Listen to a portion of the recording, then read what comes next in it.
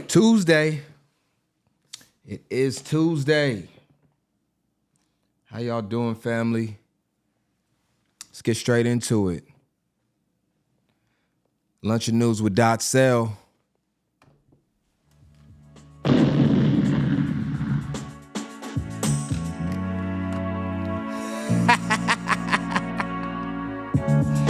Yeah. How y'all doing out there? You know, like I'm really excited today. I'm a competitor, so, you know, I get a chance to compete tonight. It's just volleyball, but I'm looking forward to it. I'm looking forward to the show right now, though. Definitely looking forward to the show. Looking forward to hanging out with y'all, having lunch, going through some of the news. Yeah, for sure. We got a lot that we got to get to. We got to talk about the 50-year mortgage. See what's going on with President Trump. We got to talk about Trump, see what's going on with him right now. I got to think that being president is a very difficult job. Like, that's the biggest manager job of all. Like, you don't only run the United States, but you almost run the world in a way when you're the president of the United States. And, you know, maybe we'll get into that a little bit too. But first, before we do anything else, I got to feed y'all. It wouldn't be right if we didn't have lunch. So let's get that now. We're actually going to go back to another content creator that we used yesterday. I liked her video so much yesterday that I want to come back to her and use her once more. So let's go ahead and go back to Bake, Eat, and Review for our lunch today. And she has something very special. This meal right here is actually meatloaf. However, it's of a different variety. This meatloaf. This meatloaf is plant-based. It's vegan meatloaf. Some people may not like it, some people might, but regardless, this is what we're having for lunch. Let's get into it. Today we're going to make this delicious vegan meatloaf. Let's get started. We want to cook our onions first, so I'm adding a bit of oil to the pan, then letting my onions cook until they're translucent. I will stir from time to time to ensure all the onions are cooked evenly. I chopped some mushrooms earlier, so we will add this to our onions along with the chopped celery and some chopped red pepper. I will toss a bay leaf to allow the flavor to infuse with my vegetables.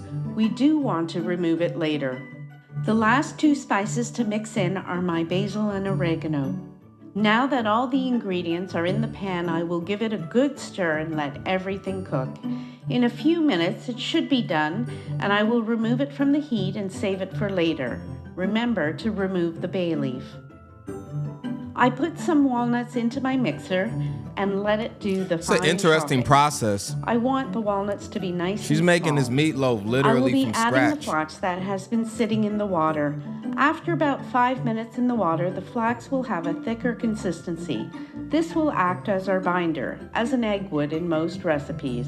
I'm adding my tofu that I crumbled into pieces earlier. I do this by hand, and it doesn't take very long or have to be perfectly even. For additional flavor, I'm adding a full package of onion soup mix. Lastly, I'll add 2 tablespoons of tamari and give it a blend. Make sure everything is well combined. Now that... All right, I like this so far. I think she's a really good content creator too. Let's go and speed up a little bit. To ensure it's all evenly combined together. Take a loaf pan and line it with parchment paper, and then simply add your meatloaf mixture to the pan. I will press it down to compact the tofu mixture, so when it's done, it won't fall apart. For the topping on the meatloaf, we will add our brown sugar and mustard to our ketchup and whisk it all together. You don't need to add a topping at all. I just think it looks nice and adds some flavor. You could also try a teriyaki or hoisin sauce I like for this. a different take as a topping. If you do have this meatloaf plain, you could also serve it with a nice mushroom or brown gravy. Now spread the sauce we just I like the mushroom created gravy on with top it. I of the think that'd be meatloaf. good. It will make for a really lovely topping once it's cooked. Okay. 5 minutes. This meatloaf is done and it's nice and easy to do. And you get to make a really nice meal with... Let's see. Let's get a good screenshot of it. I guess we're gonna have to go there. She got the text over her meatloaf, but we got a pretty good look at it right there. That looks really good. What would you want to have as a side with this though? I was thinking possibly going with maybe like mashed potatoes. There's a lot of vegetables already in there, but I would say, you know, put a side of vegetables on there.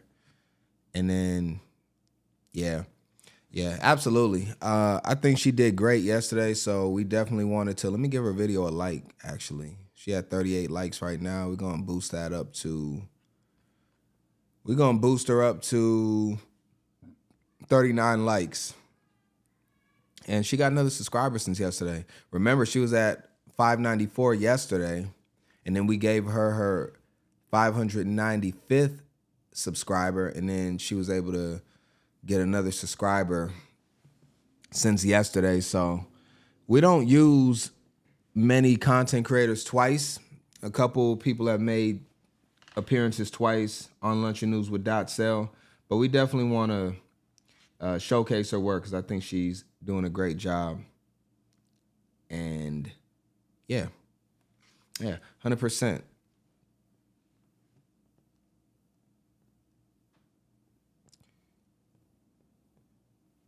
Let me see something real quick. Hold on. Let me do something real quick. Let's go off of that. I'm just checking something real quick, y'all. Just want to make sure we're good. I think we're good. All right. Let's go ahead and get into the show. Take this off. Actually, no, we'll leave that up. Let's go off color mode. Or let's go to color mode. Go off black and white. Yeah, I'm just chilling today. Looking forward to getting out, playing volleyball, and got a basketball game this Thursday. Looking forward to that. So it should be fun. And yeah. We got a lot we got to get to. We're going to get to Trump. That's going to be our main topic today. We're going to talk about Trump a little bit, talk about the 50-year mortgage, talk about some of the situations that are going on with the younger generation. They're saying that like 1 in every 3 young adults, or maybe even adults, period, but they're saying basically like ages 18 to 29 are still staying with their parents. And then it might even switch after that, and then maybe their parents stay with them. So it's like, that's kind of interesting. And I think that all ties into the 50-year mortgage thing. So we're going to talk about all of that, and we'll get into it. But first, we'll go ahead and just look at some miscellaneous stories to lead up to that, and just a lot of stuff to talk about. So I think we can go ahead and look at some of these stories that are just kind of floating around the internet. So let's start with this one. Let's start with this one first. What do we got? Yeah, let's go here for it. Got all the graphics good. Got this, no, is this I think this is a Kick streamer. It's Kick or Twitch. I don't know. He's streaming. He's streaming right now, and he's wearing a shirt. Matter of fact, let's back out real quick. Let's read the caption on it. Let's check the caption out on this one. Okay, I want to see what's going on. Okay, so it says stranger confronted a streamer. We don't know what he's streaming on. In public due to their supporting Donald Trump. Okay, it's a good way to start off. We're going to be talking about Trump later in the show. So it's a good way to start off. So he's wearing a shirt that supports Donald Trump, allegedly. I don't really see the shirt. He's not wearing a MAGA hat or anything like that. But that's what the caption's saying, and that's what we have to go off, so we'll assume that's true. whatever he's doing or whatever he's wearing definitely triggered this person that you can see in the background. And then we have this happen. You love Trump? What? You love Trump? Yeah, why? Oh, yeah, okay. Stay away from me. Stay away from me. Piece of shit. Fucking weirdo.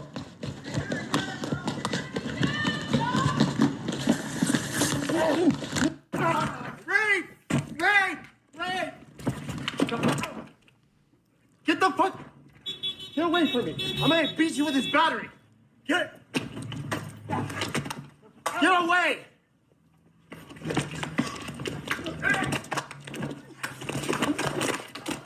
Stop! Stop attacking me! Fucking weirdo! Stop attacking me! Fucking weirdo! Ow! Why are they doing that? Fucking creep.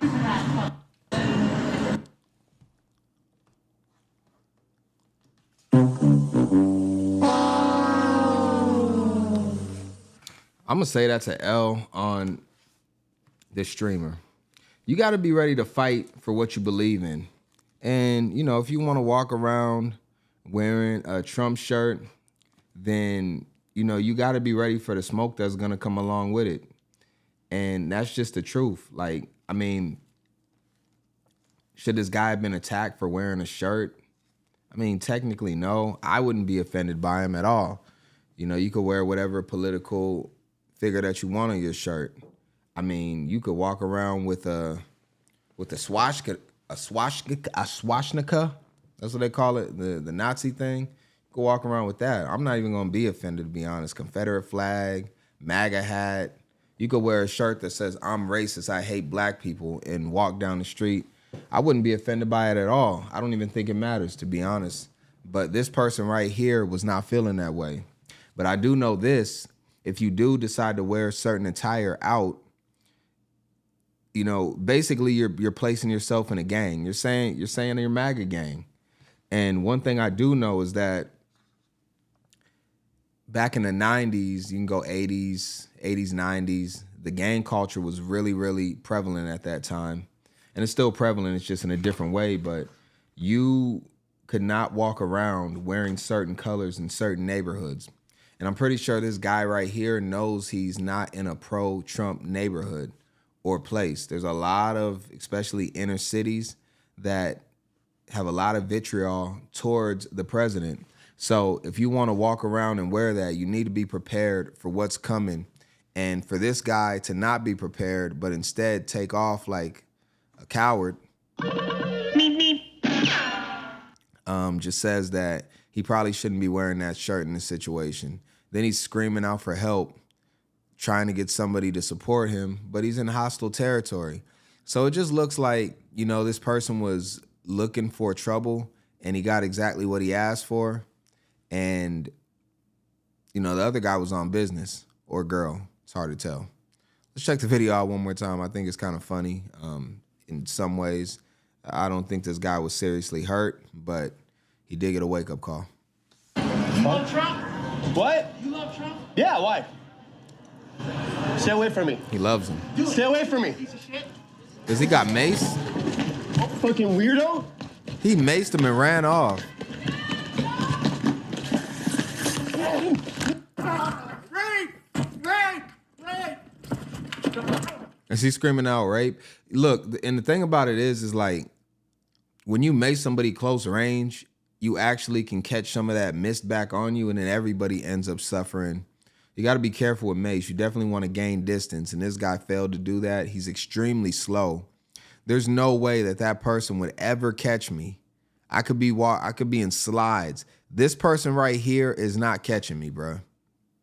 Ever. Under any circumstance. So I'm disappointed in him by being chased down. But the other thing about it is this guy is actually prepared to be attacked with mace. He got a whole mask on. It looks like some other stuff. He's got glasses on to protect his eyes. So this person right here is actually tactically somewhat prepared for the attack. And he was able to chase him down and then take him out. Is this him?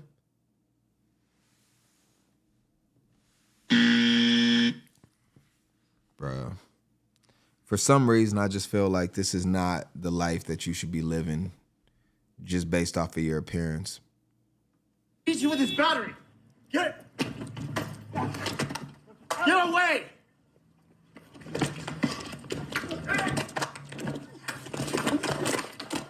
Stop! Stop attacking me! Fucking weirdo! Stop attacking me! Fucking weirdo! Ow! Why are they doing that?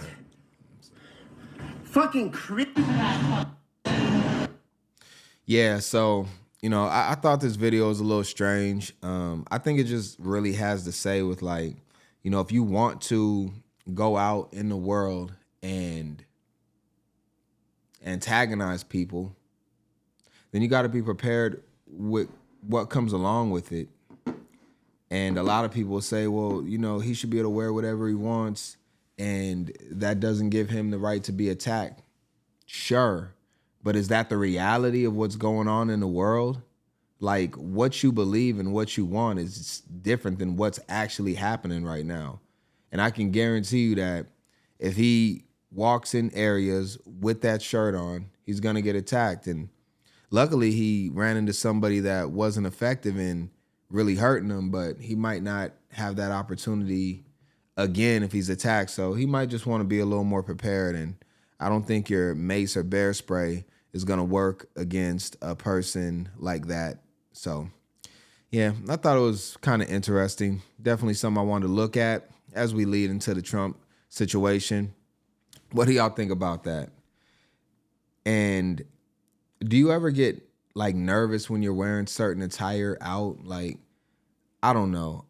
I don't really represent like other men either in that way. Like, even for me, like, I like basketball, right? I really like basketball. And one thing that I would never do is like wear another man's jersey. I don't know. It never sat right with me. So I technically, even like wearing this Nike hat even seems a little bit strange to me. And eventually I'll wear my own brand, or I'll just go with no type of logo at all. It's really just advertising for a company that's poured nothing into you. It's giving nothing back to you.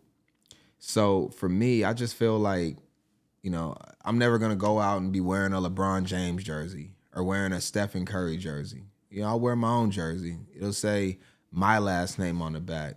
You know, it'll have my logo on it, because I guarantee you one thing, whoever this guy is right here, Trump, will never, ever wear a shirt with his face on it, even if he lost his life. So there's that. There's that. Shout out to this guy. Hopefully he's okay. Or not. All right. I want to look at a couple more. What did I have here? Oh, no. I lost the slide. Y'all want to check this one? Let's check this one out. All right. So shout to all the people that are impatient when they drive, but also the people that drive in the fast lane and they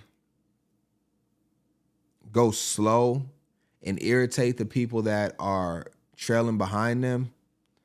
You know, they're some of the most evil people on the road. Like, never hold anybody back. You never know what somebody got going on. If you can get over and let somebody pass you, just do it. It's frustrating when somebody's tailgating you, but honestly, if you're being tailgated and you're not, and you're in the left lane, I'm usually going to say it's your fault as the driver. Just get over, let them pass you, and then you can hop back over in the left lane if you want to do that. But if somebody's approaching you and they're making up ground on you and you're in the far left lane, just get over for them. Well, this person chose not to do it, but the problem is that as the driver trailing somebody, you don't ever want to put yourself in a situation where you destroy yourself for some fool in front of you. And that's what this driver did. So let's check it out. Never meaning no harm. I don't know why. You're going to turn that music off. I don't even know what that is. And look at this guy right here. Just wow. And he didn't stand a chance. If anything, if he was going to do that, this is where he messed up. But if he was going to do that and he was that mad at that person, he could have just pit maneuvered him and took him out instead and kept on driving. Probably only would have had minor scrapes to his vehicle on the front bumper had he executed it correctly. But I don't even know why he didn't just pass him on the right side at that point. Now, this driver in front of him was probably irritating him to the point where had he tried to pass on the right, that driver probably would have got over to the right at the same time as him. And it seems like if this happened, they've been driving next to each other for a while. Like, this doesn't just happen. They probably been doing this for 5 or 10 miles at this point, and it just got to a fever pitch for the driver behind them. But I never understood why people hurt themselves and they don't even get any, like, they just hurt themselves and the other person doesn't even have any consequences or ramifications based off of what you did. Like, this driver just continues to drive along and probably feels satisfied at this person getting destroyed and possibly getting seriously injured. Let's check the video out one more time. Never meaning no harm. Beats all you never saw.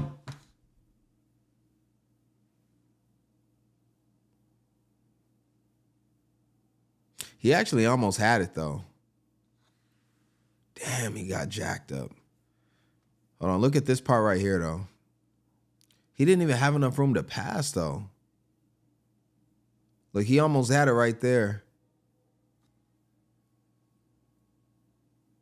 And he actually did all this without even hitting the other driver, which is actually very impressive because the other driver easily could have got over to the right, but that other driver is so stubborn and such a jerk. They didn't even get over. They were ready to lose it all at that point. These people, this is what you call road rage at maximum. Like, honestly, the driver that was in front at this point put their life on the line too, understanding the reckless nature of the driver behind them. And I mean, what would have happened had he actually got past this person and got in front of him? Would he have started brake checking him? I mean, regardless, somebody was going to get hurt. And it looks like the driver behind them was the one that took the L. So I don't know. I get road rage, but I would never make a dumb mistake like this on the road. I mean, he's treating it like it's a video game or something. Like he can just respawn his car afterwards, but that ain't happening, buddy. Wow, you see it all. You absolutely see it all.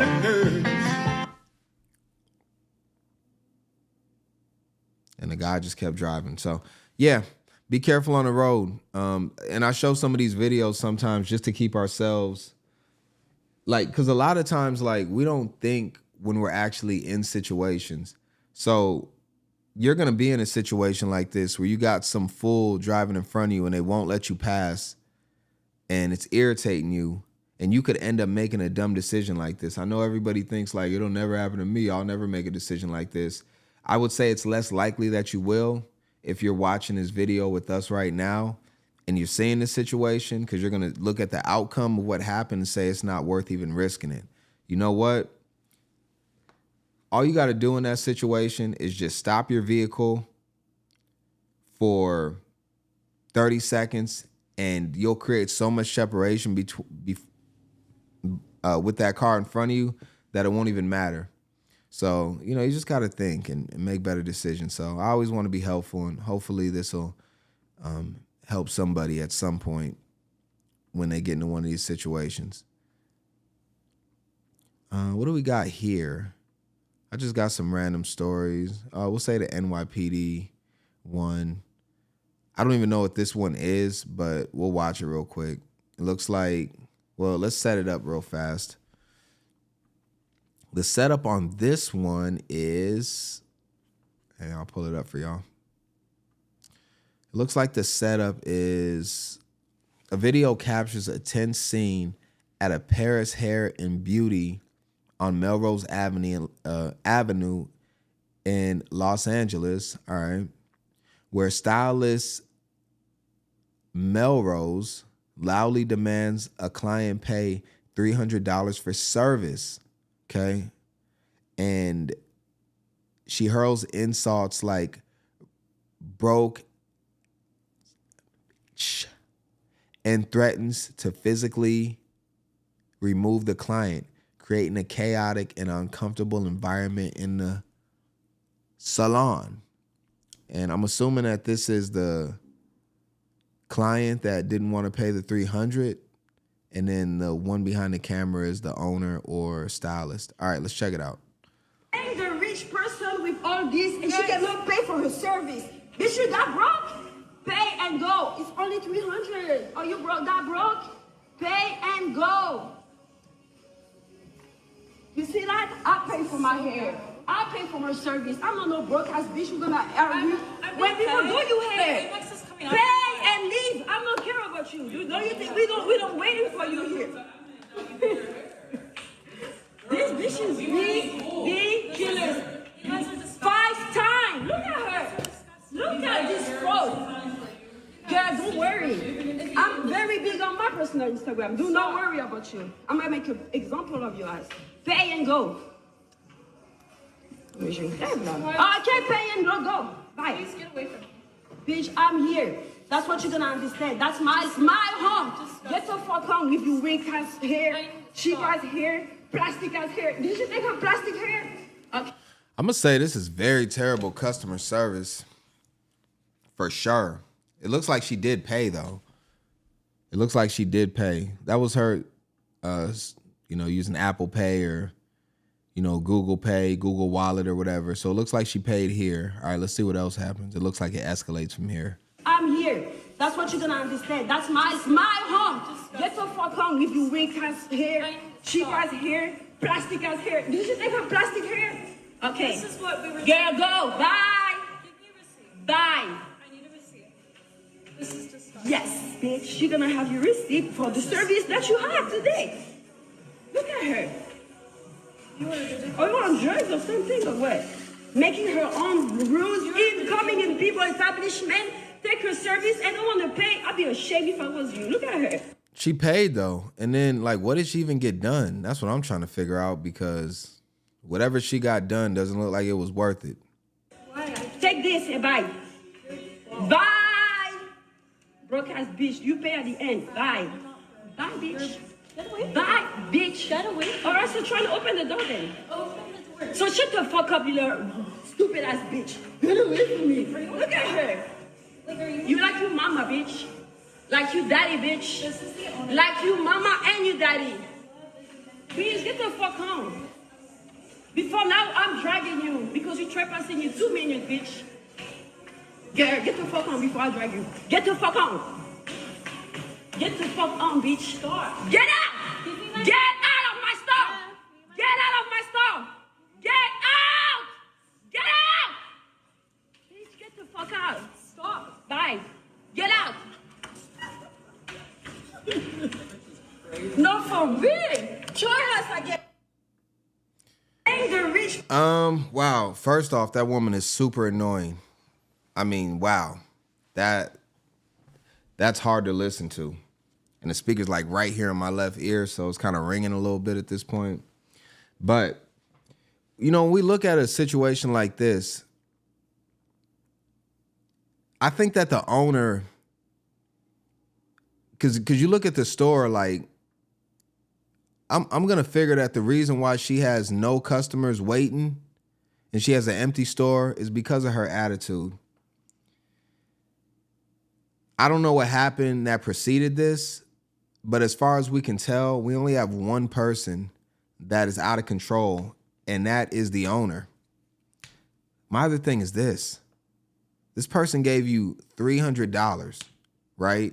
And I'm pretty sure whatever she did for that $300, she did within 2 hours. I couldn't imagine whatever this woman got, she was in the store for more than a few hours, if that. So to make that much money when the average person in America probably makes, I don't know, roughly $15 to $25 an hour, what I would say is like the medium. I mean, sheesh. Like it kind of just makes you think like the level of entitlement that the owner has is insane. And the owner's been getting a lot of money for a long time and probably at this point just doesn't appreciate her customer base anymore. But letting a person that's willing to pay you that much money, especially in a competitive market like cosmetology, salons, hair braiding, barber shops, all of that type of stuff, to let a customer walk out that's never going to come back again seems completely dumb. Whatever this customer wanted, I would probably just oblige her, because the thing about it is she has nobody else waiting.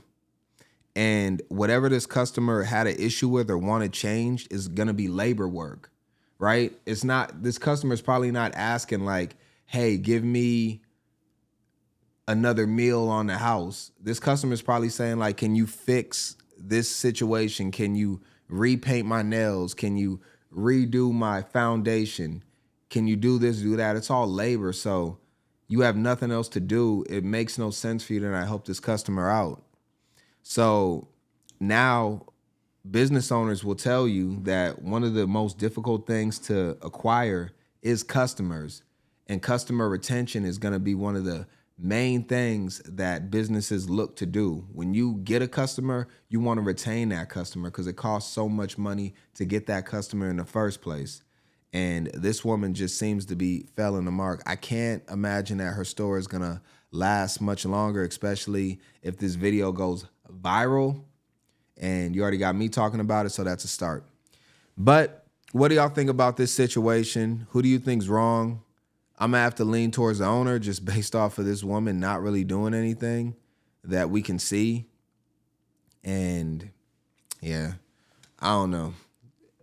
Not everybody's meant to be a boss. Not everybody's meant to be a boss in this world. And we see it with situations like this. Hopefully this woman can find a better salon to go to at some point. Let's check out a few other things. I want to look at, what did I have queued up? Let's look at two more, and then we can go ahead and get into the Trump part of this show.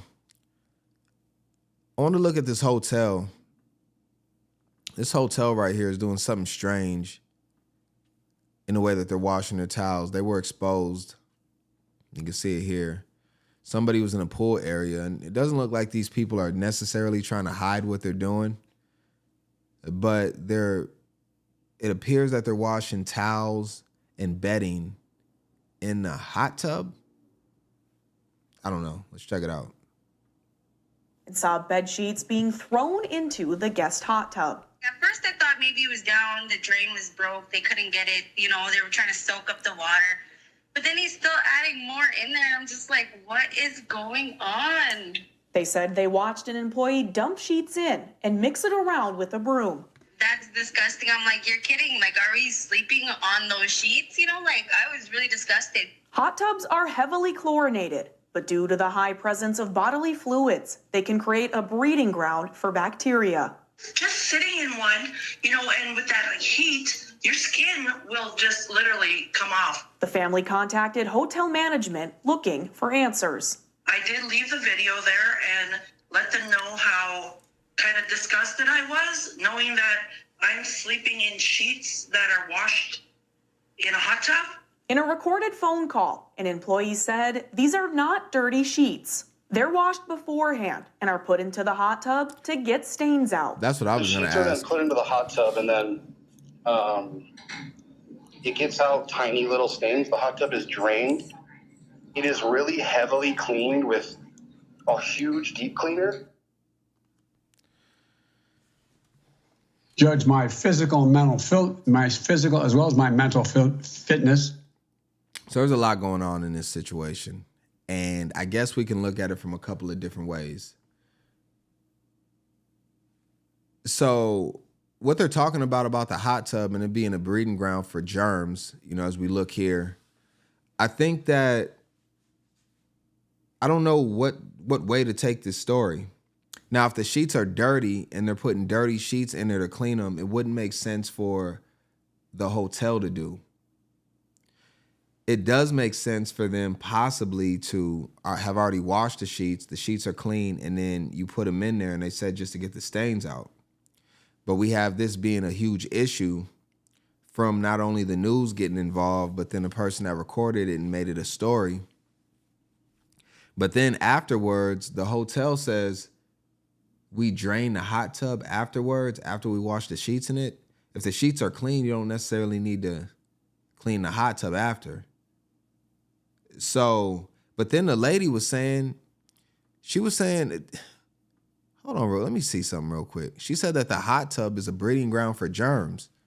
So are we not supposed to get in hot tubs? Really disgusting. Hot tubs are heavily chlorinated, but due to the high presence of bodily fluids, they can create a breeding ground for bacteria. Just sitting in one, and with that heat, your skin will just literally come off. The family contact. I don't know what she's talking about. Your skin will come off if you're sitting in a hot tub. Maybe at the Expressway Suites it will, because I'm assuming that the Expressway Suites is not going to be the cleanest of hotels that you can go to. Anytime you see a name like Expressway or Diamond or Tropical, or it's got some fancy name like that, it's usually going to be the lowest of quality of hotels and or motels. And just by the signage, you already know that this is going to be a low budget place. So I don't know what you expect when you go to a place like this. I mean, I would expect them to possibly be trying to maybe wash off DNA evidence in a hot tub after they just committed a crime or some type of murder or something like that at a place like this. I think everybody in this situation is wrong. I think the hotel's wrong. I think that the person recording is wrong. I think the news is wrong for even reporting on this, because none of this matters, honestly. And I'll say this. When you're at low budget hotels and motels, you just should avoid the pools and the hot tubs altogether. If you just need to go there and you're getting in at 2 a.m., you're going to be leaving at 8 a.m., you don't want to spend a whole bunch of money because you're not going to be there, you just want to get in, get out, just do that. But yeah, you're better off just going to an actual swim park or something like that, or a place that's dedicated just to you having hot tubs and being able to swim in there, rather than going to a motel that just has a pool and a hot tub in it. So yeah, I don't know about this story. I just want to check it out real quick. It is an interesting one, I guess, in many ways. I don't know. What do y'all think about it? Let's see. I'm trying to figure out which one I want to go to. How about, I don't even know what's going on in this situation, but I want to look at this last story before we go into the Trump section of this. This woman apparently gets stood up by a man. Okay. A man was supposed to come and meet this woman. All right, here, I'll pull it up for y'all. Pull it up real quick. So a man was supposed to meet this woman for a date, and he didn't show up. He had other options, and he went with those other options, but he might have missed a really great woman, possibly. She reveals the sweet, thoughtful plans that she had prepared for the both of them. Check this one out. Very interesting. And I don't know if this was their first date, like they met on a dating website or something. Maybe she'll give a little bit more insight as to how this all unfolded. All right, let's see. Let's play this. This is a video to the guy who flaked on me on our date. Doesn't seem like she knows him very well. I just wanted to show you what I was gonna bring to you. Now you're ghosting me last minute. So weird. So childish. Happens all the time. I got you some tacos. Really good. From my favorite tacos place. I made you some homemade horchata. Agua horchata. Because you said you liked that, and I made it. And some Mexican corn muffins with honey butter.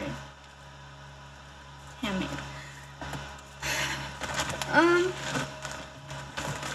You know, let me know why you ghosted me. That's crazy.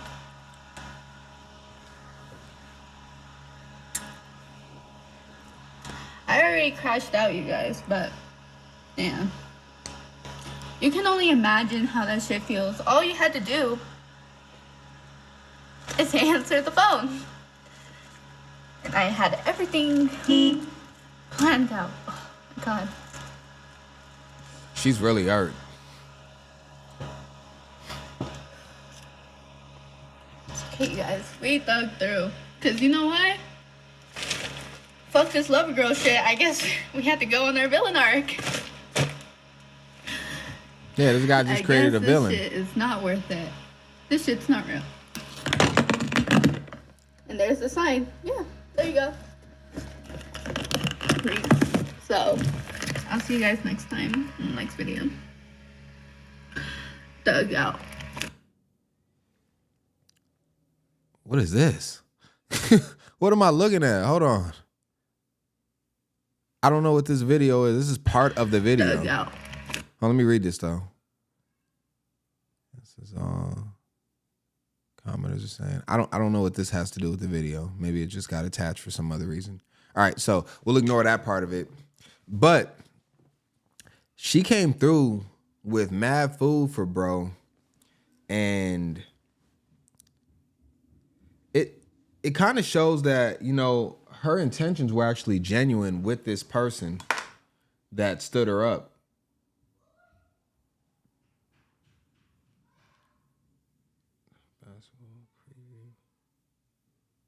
I wish.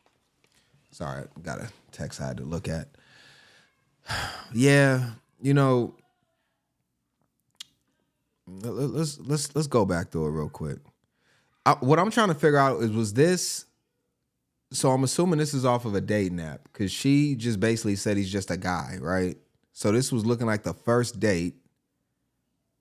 Now I'm gonna give her a little bit of pushback for kind of posting about it afterwards, which makes it seem a little bit disingenuous, but also I don't think she did anything wrong here. All right, let's look at it one more time. To the guy who flaked on me on our date. I just wanted to show you what I was gonna bring to you. Now you're ghosting me last minute. So weird. So childish. So I'm Latina. I got you some tacos. Really good. From my favorite tacos place. I made you. She bought the food. So, you know, guys, they run around and they say, you know, these females, they just using me for my money. They don't care about me. I'm just a bill. You know, she got me saved in her phone as dinner date. She got the other guy as phone bill. She got the other guy as rent. And she got the other guy as late night snack. And, you know, this guy, he's got a woman that actually didn't want to use him for anything. She just wanted to spend time with him. And she was even willing to pay to see him in a way. I mean, you know, that food probably costed her about $30, $40, give or take. So she came in with great intentions and he stood her up. And again, like she said, yeah, I mean, this guy is gonna have this woman be damaged a little bit at this point. Some homemade horchata.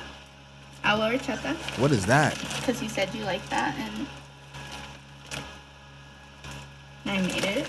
And Some Mexican corn muffins with honey butter. Honey butter. Handmade. She's a nice looking girl too. You know, let me know why you ghosted me. That's crazy.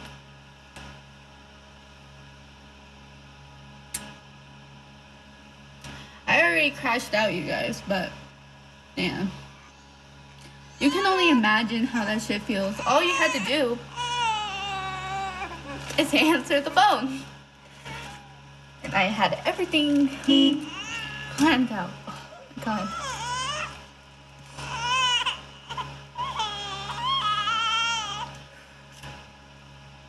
Okay. I don't know what she's so hurt over though. I don't know if it's just a collective of she's been on these dating apps or dating people and she keeps on just getting destroyed by all these guys. I will say this though. I think that she didn't necessarily do anything wrong in this situation.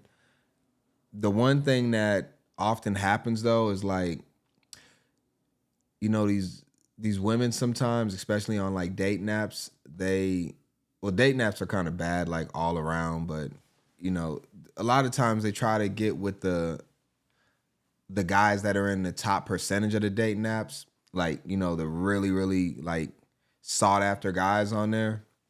And those guys have options, but I would say like 90% of the guys on dating apps don't even get a message at all back. Like, so the guy that she was talking to, if he stood her up, then he had to have something that looked better than her from a visual standpoint and was offering something more than what she was offering.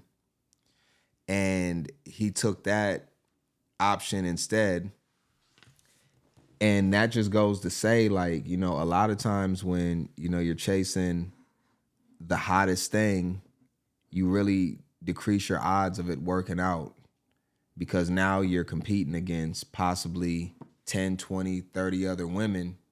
And at that point, you know, you're going to be cooked. And guys that can do this are going to be the minority, right?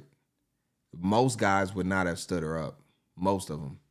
Usually it's the guys that would get stood up. So, you know, for this to happen just says that she was definitely going for, or she might have been catfished altogether, honestly. It might have been a dude using like fake pictures and all that. And then, you know, he was like, I can't really pull up and see this woman. And it also goes to say, like, we're really developing like these emotional attachments to people that we've never even really seen before. And I know it can happen on a lot of these social websites where you can really build up a connection with somebody and you don't really have an actual relationship, like a physical one or in person. It's just all like digital, but you can still begin to get really close to that person. And we see it happen a lot. A good example would be the way that people interact with AI. A lot of people now are using AI as their therapist, and they're communicating with AI more than they do an actual human being. So it really goes to show that, you know, when you're putting yourself out here on these dating apps, it puts you in a precarious situation. And I think she's overall just fed up with the quality of guys that she's getting, and the ones that she wants doesn't want her, but then the ones that want her, she doesn't want them. So she's in this weird void and she really can't figure it out. And here she is putting a video up of her crying and all emotional. I will say this though, the one positive thing about all this is that she has plenty of food for the rest of the week. So now, you know, you got dinner for the night and then possibly leftovers for the next 2 days.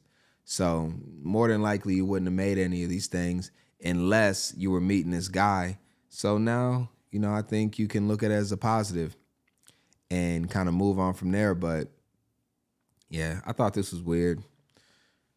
Thought it was something that we could check out. I want to look at one more thing though. What do y'all think about this?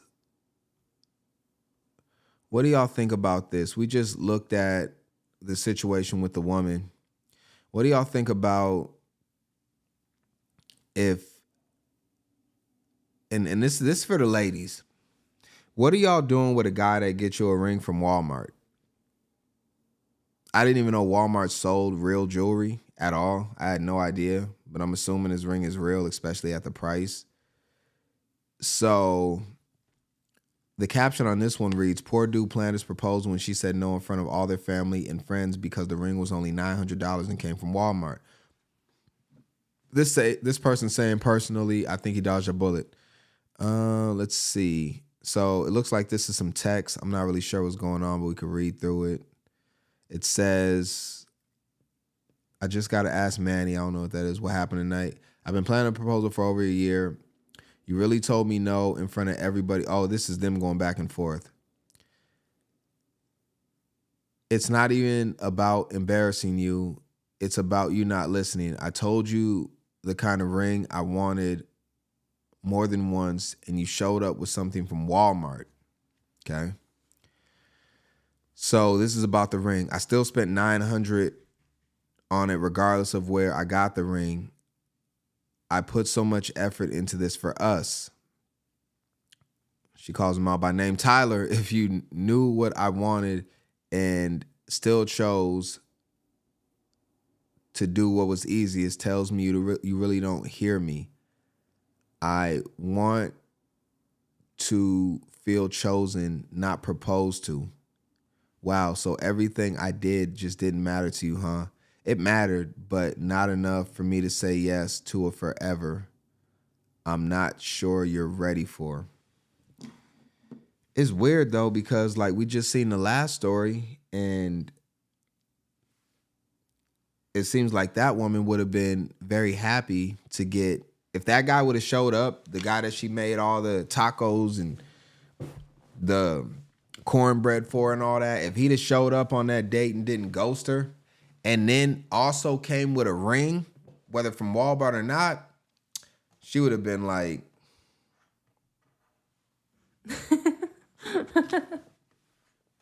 I love you. I don't disagree with, I don't know, like, getting a ring from Walmart is strange. Like, just shopping at Walmart altogether is like, Walmart's my last choice to shop at for some reason. It's just it's a stigma to Walmart that just, I don't know, something about Walmart I don't really like either. If you're going to spend $900, but the thing is like Walmart might give you a better bang for your buck. $900 at Walmart might get you more ring. So the woman, you know, got this ring at Walmart, but had he bought it from somewhere else, she might have got way less value than she would at Walmart. I don't know. Like, a lot of people say it's the thought that counts, but she also told him that she didn't want a ring from Walmart. So then he's not listening to her feelings. This is really feeling based, but it also has a lot to do with the hardware. I think that like for both of these two, they definitely weren't good for each other. And I think the best outcome happened with them ultimately figuring out that they weren't meant for each other over a Walmart ring. But now I'm wondering, can he take it back? Because I'll tell you this, that ring that he got from Walmart that he paid $900 for, probably much more after taxes, probably closer to like $960 or something after tax. Are they going to let him return that ring? Because if he can't return it and get all his money back retail, if he tries to resell that ring, no one's going to buy that on the private market for more than like $350. That ring lost at least 50% of its value the second you walked out of the store with it. That ring is like buying a brand new Range Rover from the dealership after a year. It's dropping like 40% of its value immediately. So, I don't know. I think it's interesting. Also, this could be some type of advertisement. Manny Page? I don't know. I just want to look at a couple of these stories, though. Just kind of hanging out a little bit. I think now we need to go ahead and get into this Trump situation and talk about the 40-year mortgage or 50-year mortgage. It's at 40. 50-year mortgage. I didn't want to talk about him going in on the ex-air traffic controllers. Did y'all want to talk about that real quick? How much time we got? Nah, we ain't got time for that. We'll save that one. Let's go ahead and look at a couple of situations going on. I want to look at, let me make sure I got everything queued up correct for y'all. I always put everything in order so it kind of blends in for us. Yeah, because to start this off, I actually want to look at, let's go ahead and let's get into it right now. Let's get into it right now. And my thing with Trump, I know a lot of people, you know, they dislike Trump. A lot of people love him. I think the fact that he's the president, you have to work with your government in some way, shape, or form. Even the Democrats that I think behind closed doors, these people all be friendly. The same way, like, if you ever had a public defender and you go to court and you'll see the prosecutor. So you got a public defender, then you got a city prosecutor, you got a state public defender or whatever, and they act like they're at odds with each other. These people be having drinks afterwards, hanging out at the bar, chilling. And when you look at politics, I feel like they're the exact same way. Democrat, Republican, in front of a TV audience, they act like they're at odds. But behind the scenes, I feel like these people are not really enemies like that. But they have people in the streets ready to crash out over one side or another. We started the show, we seen the person get attacked because he was wearing Trump merchandise on the street. And it's like the people that they follow on the other side, they don't even necessarily care from that standpoint. These people all have to sit in the same room multiple times throughout the year, and they have to communicate with each other all the time. They can't do that if they actually genuinely hate each other, because there's not going to be any discussion to be had. So I think when you end up getting on one side or the other, you're basically just a political gangbanger, and you put yourself in a very closed off and isolated position. But anyways, I want to talk about roughly 1 in 3 adults ages 18 to 34 in the U.S. are living with at least one of their parents. More than half of Gen Z adults say that they don't make enough money to live life the way that they want to due to the high cost of living. According to a 2024 survey from Bank of America, more than a third, 36% of Americans said in the 2022 survey, that more young adults living with their parents is bad for society. I disagree with that. I don't think that living with your parents is a bad thing, because you can help each other out a lot, and we're going to be stronger than we are together than we are apart. If you can live with your parents and the situation is comfortable, I don't really see the point of moving out at that point. At least not early in your journey. If you don't have a family, like if you started your own family, like you got a girlfriend, you got kids and all that, maybe it's a little bit different. But if you're just a single teenager, 18, 19, 20, 21, you're still going to college, you're still figuring out your life, you're still doing internships, you're still, like, I don't see a problem living with your parents. I actually think that is better for everybody involved, assuming that your parents like you and they want you to be there. Let's go ahead and look at this video. It talks a little bit about this situation. 3 Americans between 18 and 34 years old live with their parents. And while you may have heard more about this recently, this trend isn't new.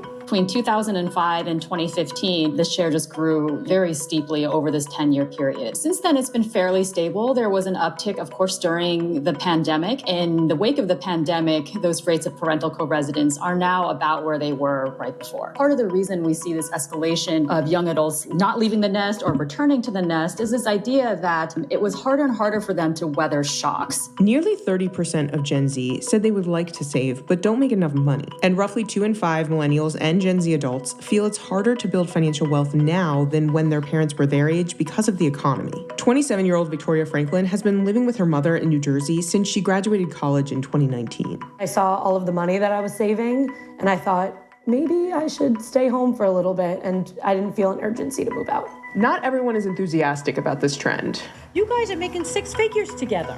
You can't tell me you can't afford a house. They just don't want to spend their money. Told ya. 36% of Americans said in a 2022 survey that more young adults living with their parents is bad for society. So here's why young Americans are choosing to live with their parents and what the implications are for the U.S. economy. My name is Victoria Franklin. I am 27 years old, and I live in my childhood home with my mother and my boyfriend. Victoria graduated from the University of Miami in 2019 and moved. See, that might be a little bit different. She's living with her boyfriend. So, I think that changes things a little bit, but not much. In with her mom when she was looking for a job. After I saw the cost of living and things like that after I graduated, that maybe I'd be home for about a year. More than half of Gen Z adults say they don't make enough money to live the life they want due to high cost of living. I ended up bartending and waitressing until October, where I got my first offer, so it did take a little bit longer than I expected. Currently live at the Jersey Shore, and I was commuting into New York City, which takes about 2 hours each way. And I thought, in 6 months or so, I'll move into the city, be closer to the job, and the pandemic threw a wrench in those plans. Victoria now works a fully remote job, which she says she probably wouldn't have if it weren't for the pandemic.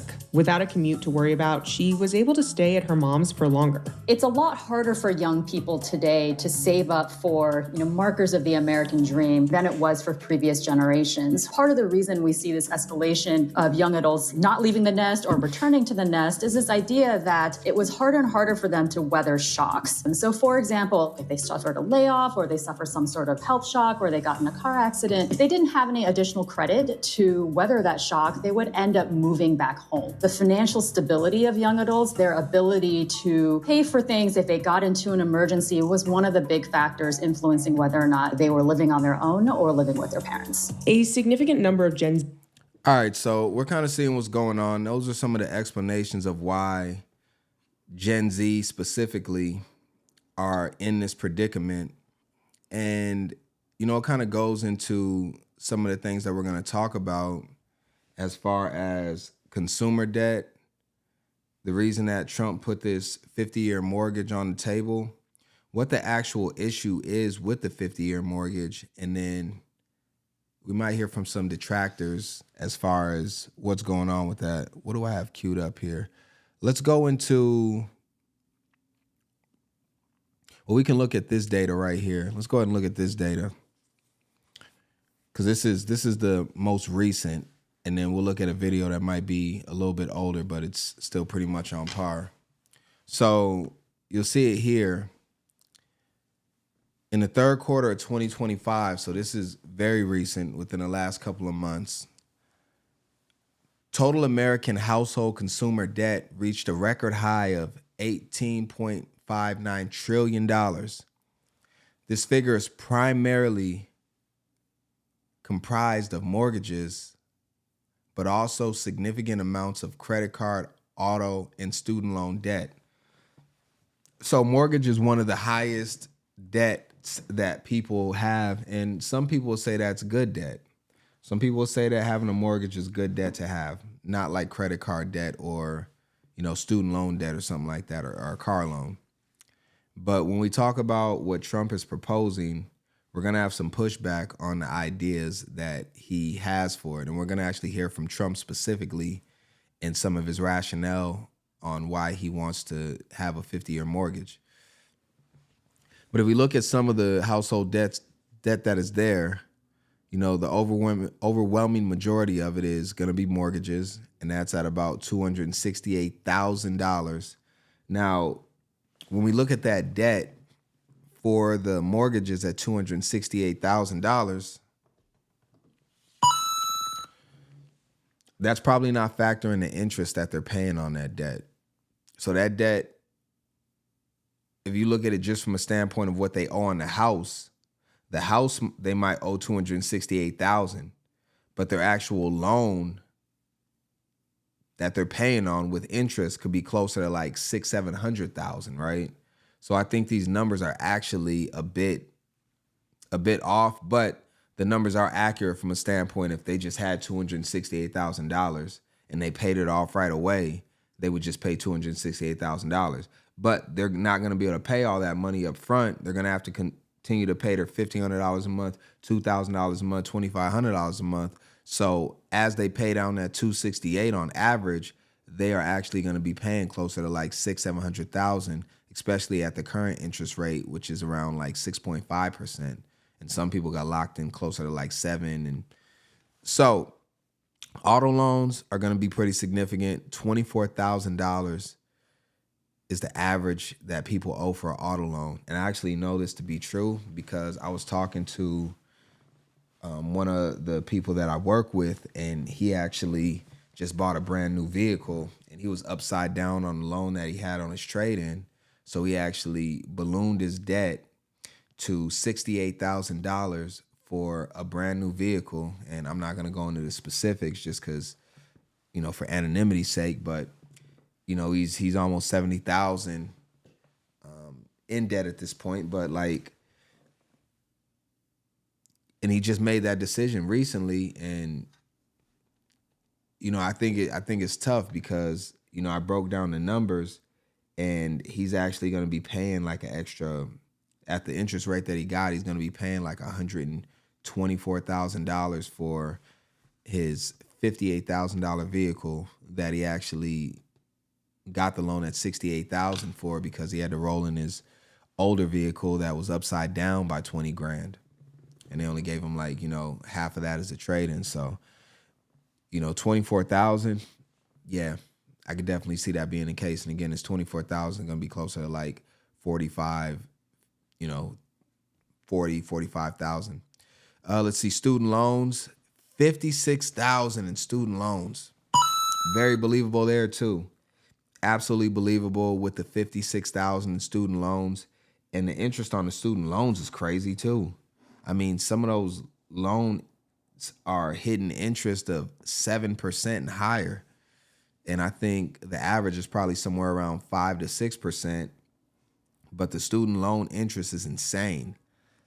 Credit card debt, $6,500. The credit card debt is the worst of it all. The number's lower, but the interest is way higher. A lot of these credit cards, the interest is like over 20% up to 25%. Usually somewhere in the middle of that, right around like 23%. So, I mean, the credit card debt is insane. Like, that's probably the worst debt to be in all honesty, is credit card debt. The interest is so high on that. I don't even know how people even end up in credit card debt is crazy.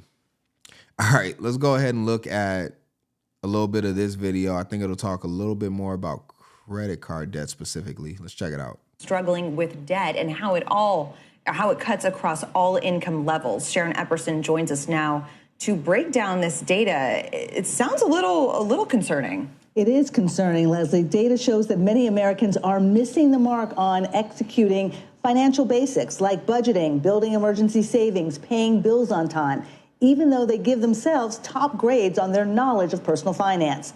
According to the National Foundation for Credit Counseling survey that was conducted by the Harris poll, more than half of Americans do not have a budget. 2 in 5 carry credit card debt month to month with an average balance of about $6,500. And while lower income households are most likely to worry about paying for basic expenses, new research shows Americans face a serious debt dilemma regardless of how much money they make.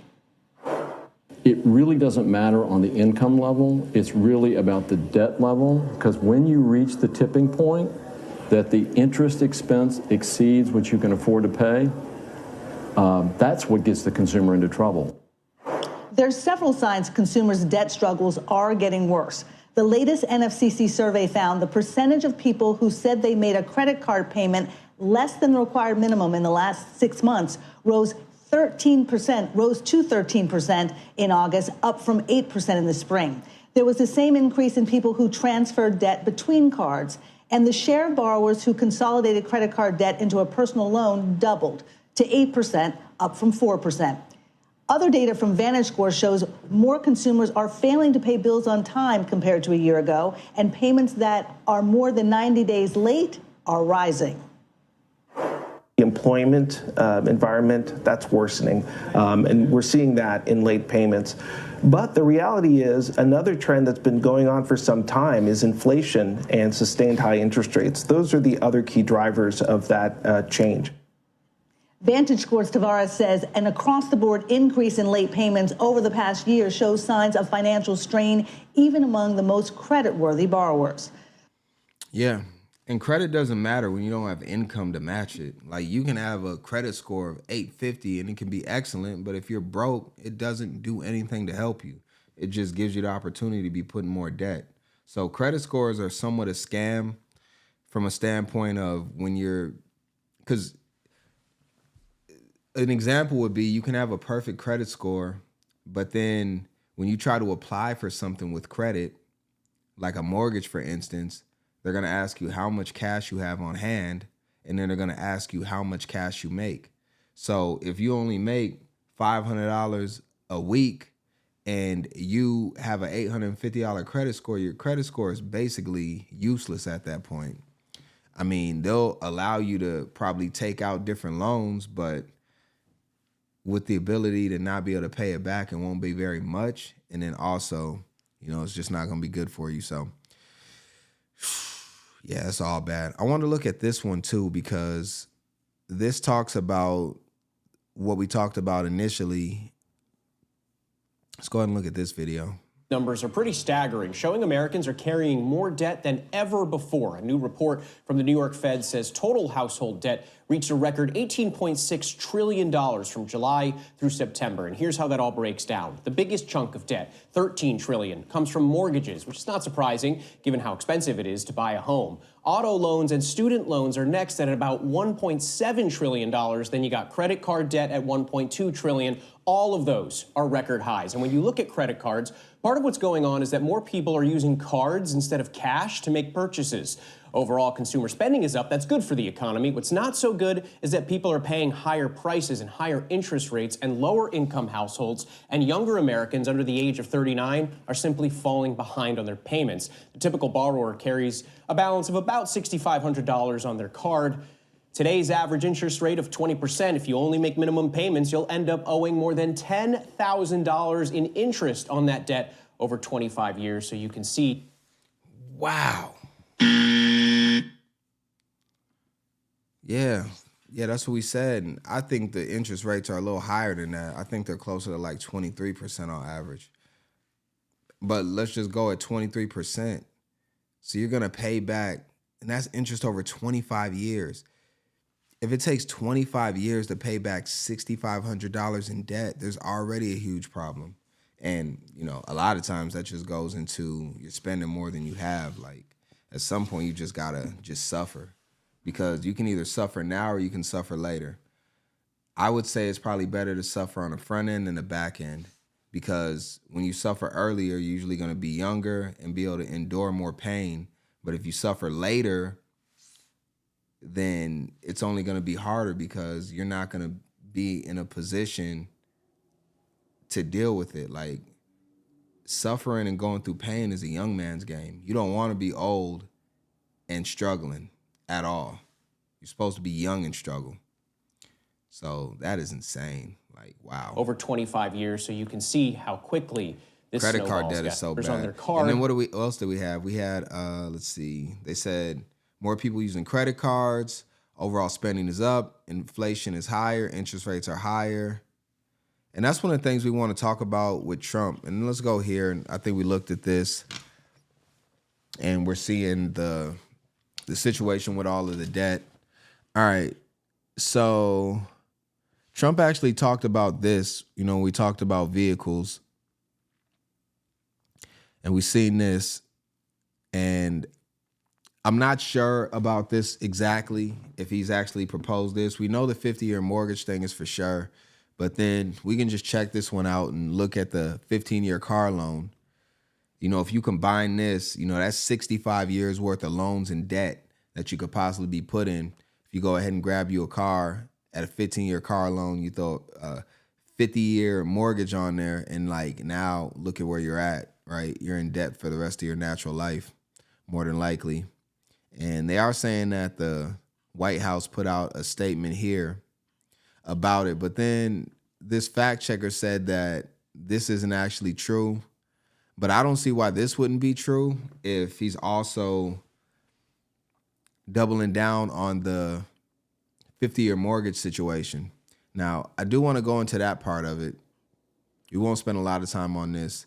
I think they're already doing like 10-year car loans anyway. So, and I think that the dealership can actually give you a longer car loan anyway. So it doesn't even matter.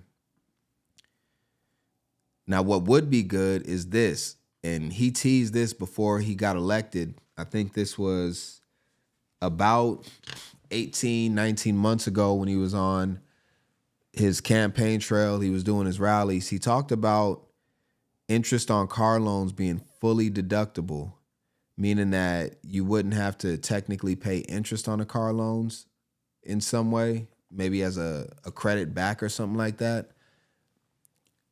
And I thought this was a great idea by Trump, so I want to give him credit. It doesn't look like he's implemented this at this point, but he definitely ran on it. So if Trump wants to keep his word, this is something that would be good for a lot of people, especially if they're already stuck in a really terrible car loan.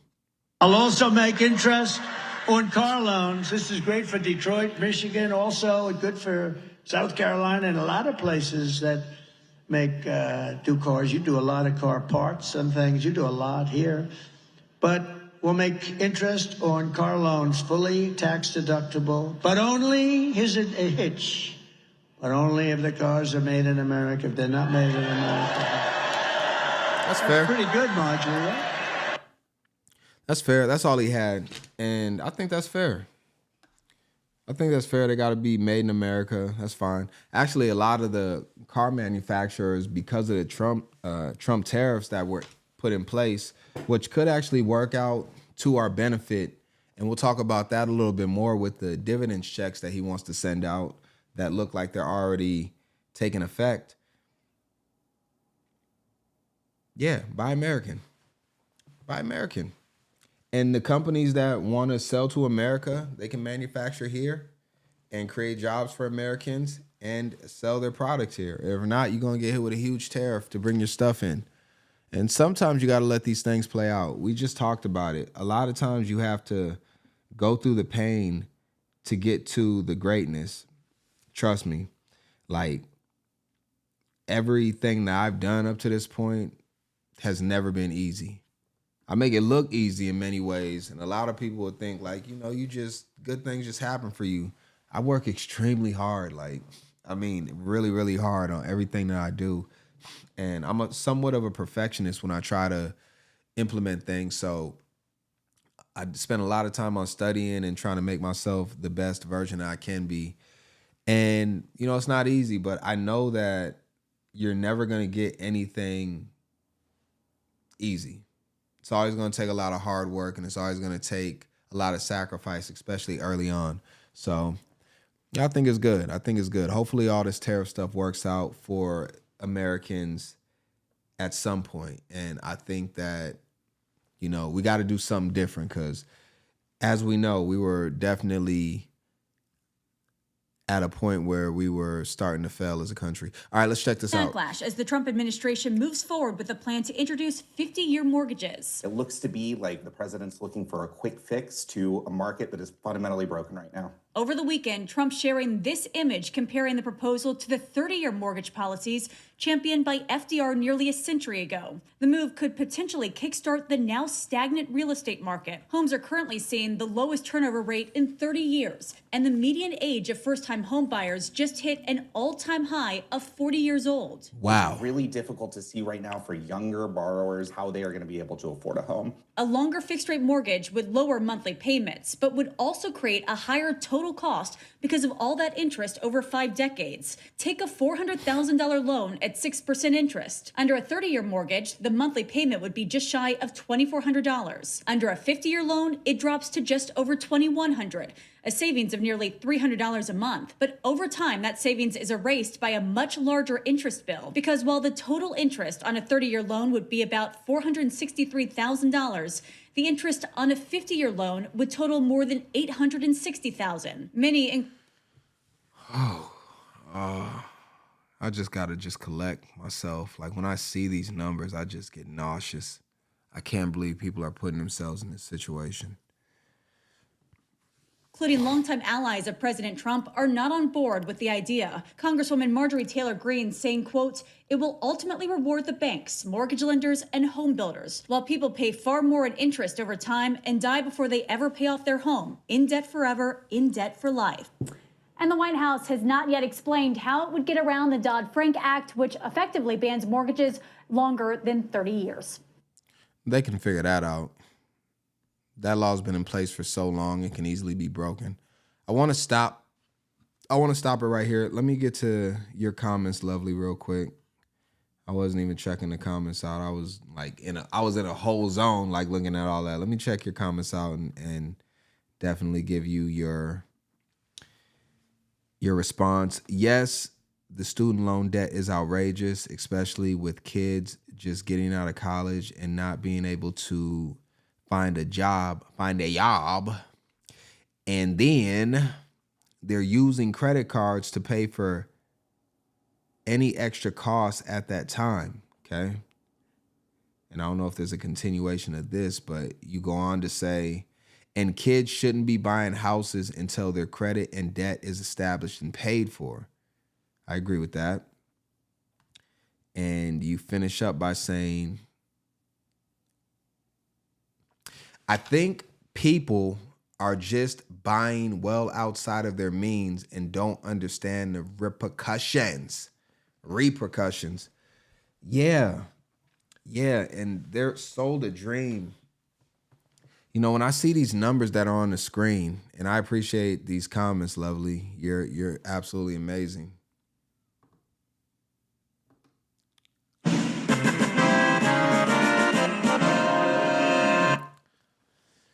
When I see these numbers on the screen, it hurts me because, like, you know, I don't think that a lot of people understand what it means to suffer early and reap the benefits later. It's kind of like if you need surgery because you have a ligament that's torn in your leg and you can walk okay, but you don't want to go through the pain of the surgery, and you also don't want to go through the recovery of the surgery, which could take you anywhere from like 6 months to a year, and then go through the physical therapy and everything. So you'd rather just walk with a slight limp and never be perfect again. But the problem is that when you don't get that repaired, you could actually get yourself back to 100%, but you're willing to stay at 95%, but that 95% is going to continue to drop year over year. So by the time 20 years goes around, now you got arthritis all in your knee. Now you got to walk with a cane. You got to walk with a walker. And you made these decisions based off of not wanting to go through the pain and the hard times up front. But on the back end, you suffer much more than you would have if you'd have just dealt with the situation and met it head on. And I think a lot of that, like, we got to stop running from it, which is one of the reasons I tell people, like, if you have debt, pay it down. Like, give everything else up that you need. Like, don't have any enrichments, any luxury items. Don't treat yourself to anything special. And I know it sounds hard and it's difficult to do, but it's the right thing to do. Debt is the #1 killer of wealth in the world. And debt keeps you as a slave for the rest of your natural life. And you're literally working for the bank and they're not sending you a paycheck when you take out these types of loans. You're just giving them free money. The only thing the bank has to do when you buy a house at $400,000 is buy the house at $400,000. And then after that, they're free rolling. It's no different than, I'll give you an example at a lower level. If somebody told you this, they said, look, if you give me $400 today, over the next 3 months, I will give you $40 every week. What would that be? 40. Yeah. I'll give you $40 every week until I pay you $1,000. Would you take that deal? I'm pretty sure you would, because after 4 weeks, you've already gotten back $160. After 2 months, you've gotten back $320. After basically 2.5 months, you've gotten back your initial $400, and now all the payments that they're making to you is just free money. And you got that money just because you have it in the beginning. So one of the best things that you can do as an individual is stack your money up. Get as much money accumulated as you can and have no debt. Then you give yourself the leverage. Then you can basically do what the banks are doing and make money off of your money. But if you have nothing to begin with and you have to constantly pay these people, you're putting yourself in an extremely terrible situation. So when we look at what Trump's going to say here, I got to give him pushback. And we'll go here and we'll get his explanation on the 50-year mortgage and some of the things that he is not talking about.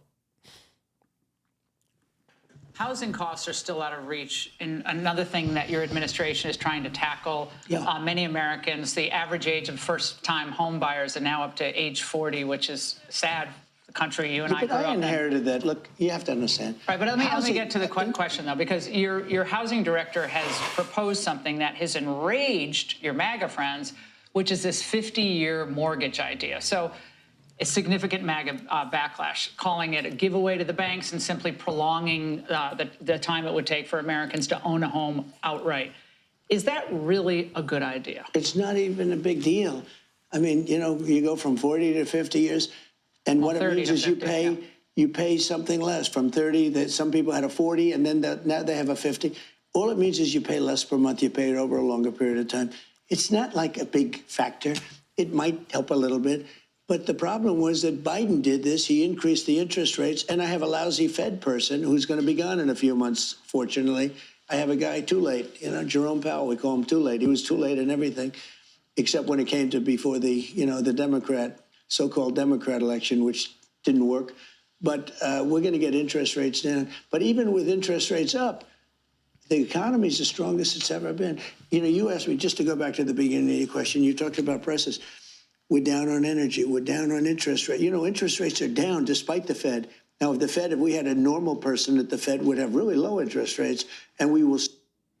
So he wraps it up there. And I want to go back through some of the things that he said and stop at the relevant points because, you know, there's some disingenuousness from a guy like Trump. Because when I look at Trump, I look at a businessman before I look at anything else. And Trump understands the way that banks leverage the average consumer and the people at the bottom. So when you look at Trump, he's treating this like a business and he's trying to make money is what it seems like, because he has to know that getting people to sign up for a 50-year mortgage and their payments being $300 less on average. I mean, we got the numbers right here. We can look back at it. That's why I want to keep this graphic up. $300 less for a payment from a 30 to 50 year, but you're paying double the amount in interest over that same amount of time, nearly double. So I don't know where the actual benefit is in this standpoint. Like, honestly, if that's the case, wouldn't it make more sense? And we're talking about, I didn't put the video up, but we're talking about like side gigs you can do. You can do like DoorDash, Uber Eats.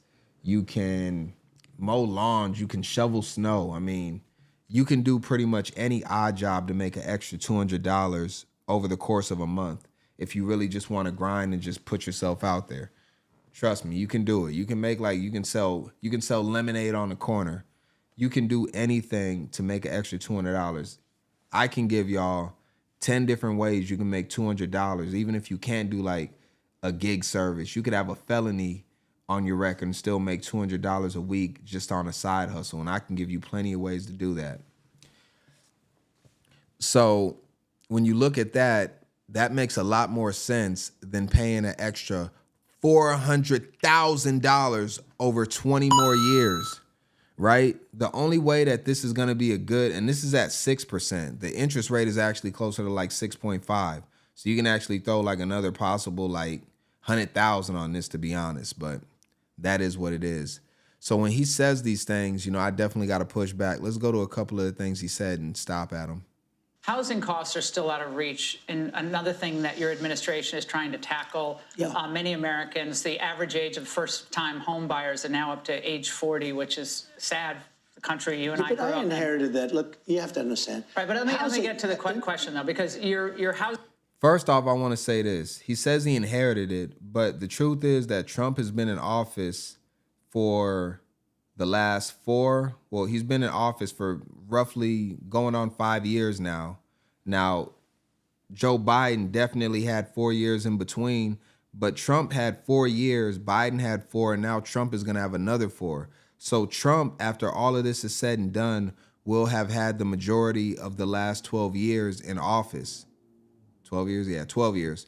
So he inherited it, but Joe Biden also inherited what he did. Inherited what he got, what he started. So this is a blended situation that Trump created, in all honesty, because you don't really get going until you're in probably year 2.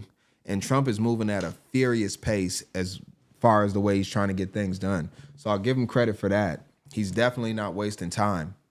But when you say that you simply just inherited this, Trump, you were the president for 4 years prior to Joe Biden. So a lot of your policies were still in place that you set throughout Biden's term, because it's hard to overturn a lot of these things.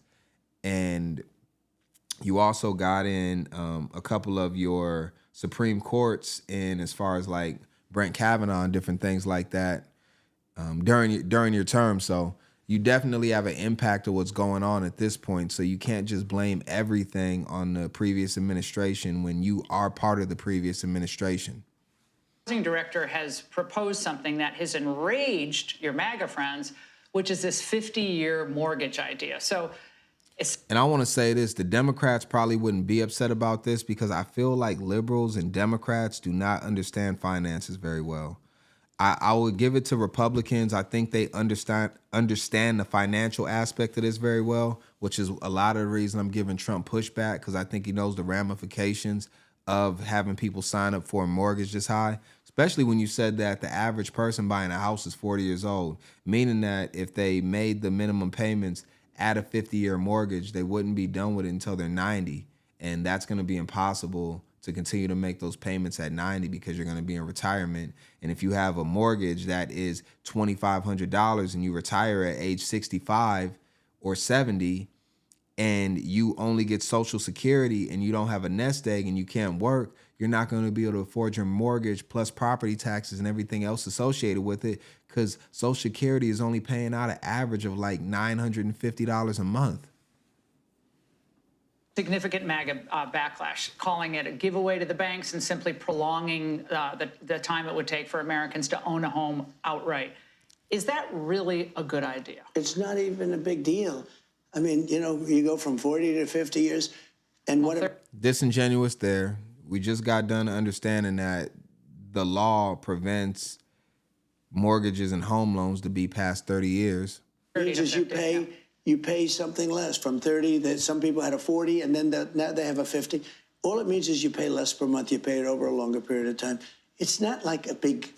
No, see, that's where he's lying. At least if he would have just said, look, you're going to pay a hell of a lot more in interest, but your payments are going to be lower every month.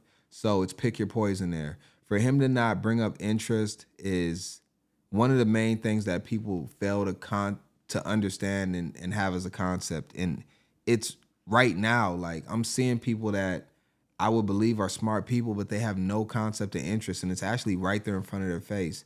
And people only look at the minimum payments of everything, but they never look at the total overall cost of everything. And the problem and the way that interest is tricky is that you don't see it at first. When you look at, because interest doesn't show you the way it should. Interest should actually show you that you're paying $400,000 for this house. It costs you $1.1 million. It doesn't show you that. What it actually shows you is that you paid $400,000 for the house. It shows you that it's $400,000. Then you take your payment, and it still continues to show you that the balance is going down, but it doesn't show you the actual high end of what it is that you're paying. So it's very manipulative, but we got to be better understanding this. And, you know, I'm trying to help y'all. Factor, it might help a little bit. But the problem was that Biden did this. He increased the interest rates, and I have a lousy Fed person who's going to be gone in a few months, fortunately. I have a guy too late, you know, Jerome Powell, we call him too late. He was too late. So, yeah, I agree with this. And if he wants to get the rates down, a 50-year mortgage at a 1% rate is absolutely incredible. It's free money, basically, at that point. If you can get a loan with no interest, it's free money. If you get a loan at 7% interest, you're burning money. So that's basically what it comes down to. And I want to look at, well, you know, there was a couple other arguments that people were making. I listened to one content creator yesterday that had something to say about this.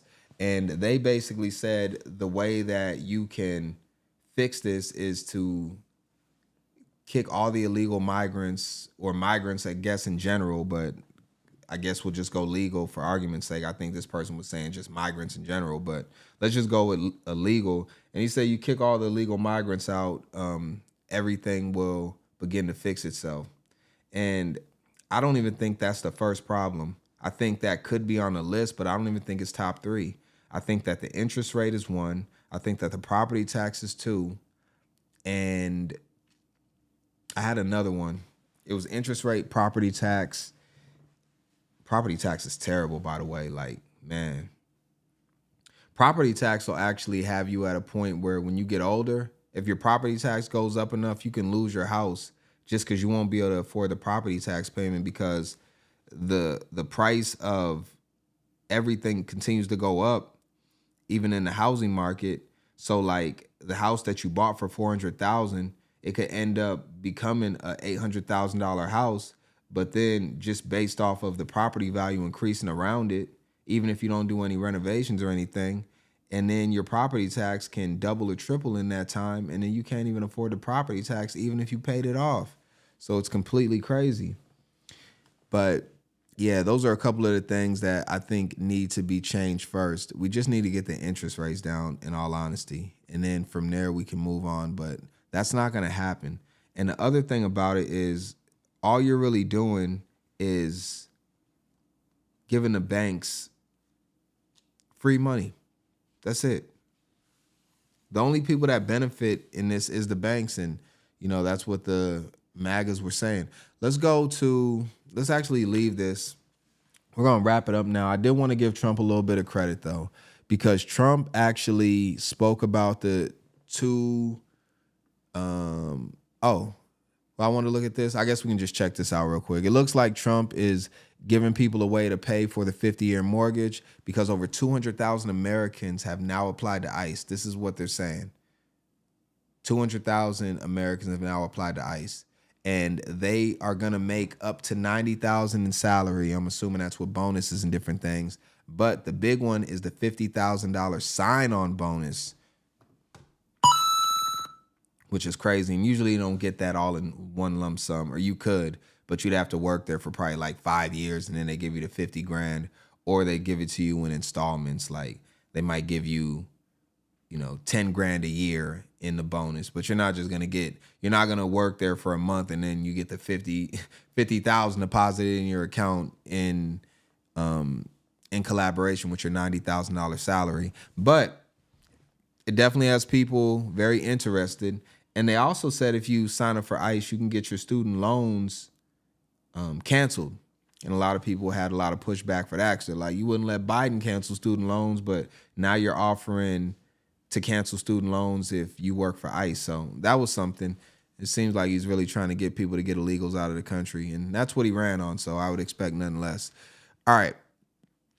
I want to talk a little bit because Trump talked about the $200,000 dividend check. If anybody doesn't know what dividend is, it's kind of a term that's used in stocks, and certain companies will pay dividends to the people that are invested in their companies. So the American people are invested in America. They pay taxes, and the extra money that we get when we start to become, when we start to have an infusion of cash, you'll get paid back in a dividend. So what these people are saying, that Trump was lying about it, and he's not actually going to give out a check, like a stimulus check, like the people that meet the threshold is get a $2,000 check sent to them. They're saying that it was going to be like floated as far as no tax on ticks, no tax on overtime. And they didn't want to give him credit for this. But Trump actually came out and said, no, I'm actually going to give y'all the money. So let's go ahead and see this video real quick where Trump talked about it. And he said, like, I'm just giving y'all straight up checks. Like, I got y'all. And we're going to use the remaining tariffs to lower our debt. We're going to be lowering our debt, which is a national security thing. So we're doing a lot of good work. And the numbers were reported so incorrectly. The real numbers are trillions of dollars have been taken in or gotten in terms of investment from the tariffs. And so if that were ever reversed, it would be a disaster. Frankly, it would be a national security problem for our country. And nobody thinks it's going to be reversed. I think we had a very good court case. As you know, it's before the Supreme Court right now. But if that were ever reversed, people are saying, oh, it's $1 billion. Some people said, oh, it's $2 billion. Well, that obviously we can handle very easily. But this is trillions of dollars we're talking about in terms of the tariff income and all the investment income that's come into our country. So that was the end of it. Basically, he's saying that it's just going to come in the form of a check. That's what he's saying. Again, we should believe him. My thing is this, though. All the low income or all the people that will qualify for this check, if you don't like Trump, if you protest against him, if you dislike him, are you going to accept his money? You're going to accept his handout from a decision that he made that you went against, that got you an extra $2,000 in your pocket? Are you going to cash that check? Or are you going to, in protest, not accept that check and send it back to the administration? It'll be interesting to see if people, if these checks go out, assuming that he's keeping his word and he does this, if people are going to actually accept it that are his detractors en masse. It'll be very interesting to see. Because, that's something, right? That's definitely something. You put that $2,000 down on your 50-year mortgage. It'll eat into that 7% interest rate. It'll eat into that $800,000 extra that you're going to be paying on your $400,000 house. So instead of you owing $865,000, right, on your 50-year mortgage, instead of you owing $863,000, you get that stimmy check. That $863 gonna be $861. So he's knocking down, a piece of your debt, and he's giving you the option to go more in debt. So, you gotta like Trump for the things that he's doing, but I don't know. We're in a very strange time in the world, and I just want at least us, because we can't help everybody. Most people are going to suffer and starve and be put in a very tough situation. But we can help our family, and we can help each other out and put each other in a position to win. And that's why I do this. That's why I get on here every day, because I always want to leave you better than when you came here. And I think we're going to end it with that as far as the Trump situation. What do y'all think about this whole 50-year mortgage thing?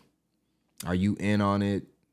The one thing that we could say, though, is you could start out with a 50-year mortgage, but you can also still pay it down in 30, there's nothing that ever stops you from paying down your mortgage or your loan early. Some actually do have stipulations, but I'm pretty sure on a house loan, if you run into some money or you get a better job and you can just pay it all off right away, it's usually the best thing to do. So a 50-year mortgage can technically still be a 15-year mortgage or a 10-year mortgage, but it does give you the option to have lower payments when you need it. So for instance, the way that you could leverage this and use it to your advantage if you did take it would be to say, okay, I'll get approved at the 50-year mortgage, not the 30-year mortgage. So I'll take the 50, but then I'll always have the option to pay this lower amount. But by next year, I'm pretty sure I'll be able to pay, what would the payment be? $2,100. By next year, I'll be able to pay $4,000 a month. So I'm just gonna go ahead and do that. At that price, you can basically half it, right? So if you got a 50-year mortgage and then all of a sudden you could pay $4,200 a month, you half that to 25-year mortgage. And, you know, obviously if you could pay more, it'll be less. So you can definitely leverage this to work out for your favor, but you never want to go in with a thought process of I'm going to have a mortgage or a loan from a bank for 50 years. Because the last part about it is the bank owns your home, not you. You're not a homeowner until you pay off your home. Because you mess up for 2 months and you're 40 years in, your house is gone. And the bank runs off like fat cats with all your money. So that's enough of that. Let's go ahead and get into our warm story of the day. I want to look at another foster mom. She took in 3 young lads that are brothers, kept them all together, and she is taking care of them. I thought this was a good story to follow up to the one we talked about yesterday. Let's check it out. The 8-month-old twin boys, Caden and Jaden. I took them in October, and then their brother, which at the time I didn't know they had a brother, he came in November. Today, Caden and Jaden are 3 years old, and their oldest brother, MJ, short for Maverick Jace, is 4. But their nicknames are unique. Obviously, MJ is short for Maverick Jace. And with these 2 little boys, and I'm like, I don't even know how to tell these twins apart. And so one of them was this little bitty slim thing, and the other one was just so chunky. And so we started calling them Slim and Chunk. And it's just kind of stuck. In the foster care system, the goal is to eventually reunite the children with their biological family. And Daniels only planned to foster the siblings for 2 weeks. I had this just dream in my head that I was like, okay, I'm gonna foster all these kids, and I'm gonna help them get back to their families, and it's gonna be great. But obviously God just had such a different plan for my life. And so we started fostering them. When we got to talks about them potentially being adopted, then my house moved to a foster adoptive home. And then once, parents' rights were terminated, then I became an adoptive home. County Coordinator Brandy Shioyama with the call in Benton County says right now there are only 100 foster homes in Northwest Arkansas. And as children are separated from their families, they're also torn apart from each other. Siblings together, being placed together is always a priority for the state. Unfortunately, because of the same things I just mentioned, there not being enough homes with space, they often get split up. But that wasn't the case for Daniels. She made it a priority to keep them together. She calls them her sunshines, brightening her life in ways she didn't expect. They are the light of my life. They are my greatest accomplishment yet. Like when I think about all the things that I've done in life, by far, they are the cherry on top. They are just amazing kids with funny personalities, and they keep me running and laughing and going. It took 935 days to make the adoptions official. And because of that, April 30th is a day that will remain close to her heart. But it was just an emotional filled day because it had just been so long. It was just so much joy for me. And so just replaying every moment and all the visits and everything, just being grateful that like it was all worth it and that we were finally able to be a family. On the outside looking in, you may think Daniels is raising this inseparable trio alone, but she has a village supporting her through motherhood. My parents, my friends that have become family, they have been the rock of all of this and the reason why I can do the things that I do and the reason that I parent the way I parent, and how our story has been such a success. While Slim, Chunk, and MJ found their forever home, Daniel says she knows one day the boys will want to know their biological mom and has no problem opening that door. I told her, I was like, when you are at your healthiest place and in a good place in your life, I want them to know who you are, and I want them to be able to meet you because, we both play some part of the reason they're here. And so I'm just overjoyed, and I'm just happy, and I hope that one day our story ends with all of us in the same room, just watching these kids grow together. It didn't count. I mean, she might be honest with that, but that's tough, right? Like, I know she's going to be very defensive, especially, I don't know the exact situation with the biological mother, but the kids were put up for adoption for a reason. I think that this story, though, like overall, is just good to see, right? I like that the boys got to stay together. I think that's to highlight all of this, because there's a thing called only child syndrome. And I think it actually is true in many ways. But I think that us as people, we're meant to be around other humans. We're not meant to be isolated. So the fact that these boys are always going to have each other to rely on and always have that camaraderie together is very, very good for them. So shout out to her, because the task that she took on, especially as a single parent, is not one that is going to be easy from a standpoint of just taking care of everything. Like, because the problem comes in, let's say that the finances aren't even an issue. Let's just go ahead and take the finances out of it, which will be a big situation. But then that's assuming that she doesn't have to work. Like, if these three boys want to do sports, or they have after school programs, or, you know, one wants to be in chess club, one wants to be on a soccer team, and the other one wants to be on a swim team, it's going to be difficult for her to take these boys to all of those different places. Now, she did say she has a village that is helping her within her community, which is definitely going to be vital. But that's why you always need two parents in these situations. So I think that the task that she's taken on is very ambitious, and I just want to give her credit because, you know, like, she definitely didn't have to go this far. She could have just took one of the boys and made her situation a lot easier, but she's doing the difficult things up front, and it's one of the things that we talked about throughout the show.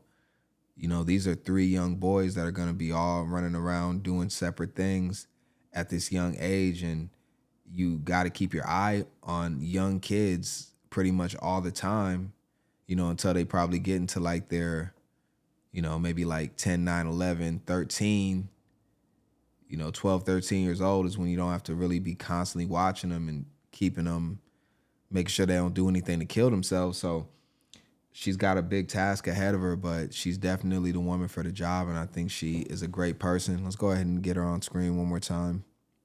Yeah, I think she's a great person. So, you know, congratulations to her. Congratulations to the kids. And hopefully we get a follow-up later on, and we kind of see them maybe like 6, 7 years down the road and see how great they're all doing. And I'd like to follow up on this story, even if it is 7, 8 years down the line. So hopefully that comes back up in the future. Until then, I got to go. I appreciate y'all very, very much. Y'all are incredible, all right?